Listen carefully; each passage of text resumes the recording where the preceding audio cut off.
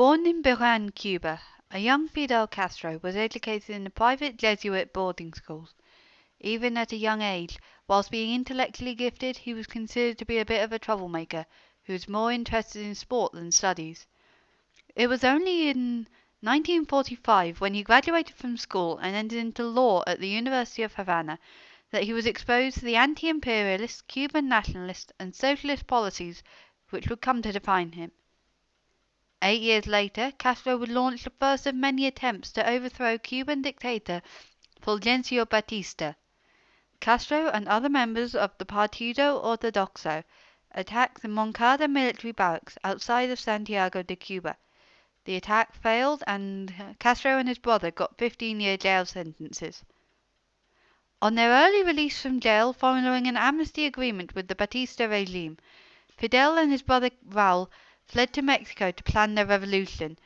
It was at about this time that they met Argentinian revolutionary Che Guevara, a man who would become an icon of the Cuban Revolution. In 1956, Castro returned to Cuba on the boat Granma with little over 80 insurgents and a cache of weapons. He attempted to attack the eastern city of Manzanillo.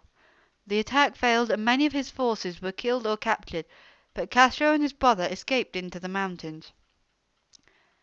In 1958, Castro tried again and launched a series of military campaigns against the Batista regime, which would see Castro sworn in as Cuban president just over a year later in 1959.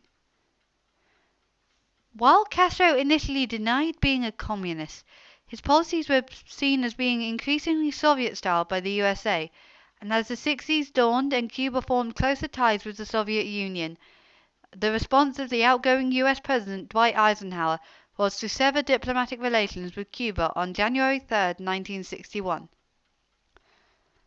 On April the 14th of that year, in 1961, Fidel Castro declared Cuba to be a socialist state, thereby tightening his nation's links with the Soviet Union. But just 3 days later, an event took place which could have seen him toppled from power, as April the 17th, 1961, was the day when the infamous Bay of Pigs incident occurred. On this day, an invasion of Cuba was attempted by a group of Cuban exiles from the remote Bay of Pigs. The invasion failed, and it was quickly crushed by Castro's forces.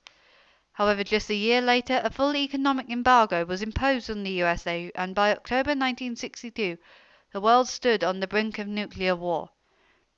To avoid another possible invasion of Cuba, Soviet Premier Nikita Khrushchev decided to plant nuclear missiles in Cuba. He justified the move through the US placing of Jupiter missiles in Turkey, and it took 13 days of secret Kennedy-Khrushchev talks to avoid a nuclear war. Castro held on to his presidency and ruled Cuba until 2008, where he formally renounced the title due to ill health. His brother replaced him. On November 25th at 10:29 local time, Raúl Castro went on national television to announce that his brother Fidel, former president, had passed away. A few days later, Castro was buried in Santiago de Cuba, the site of his first attempt to seize power, and just south of his birthplace.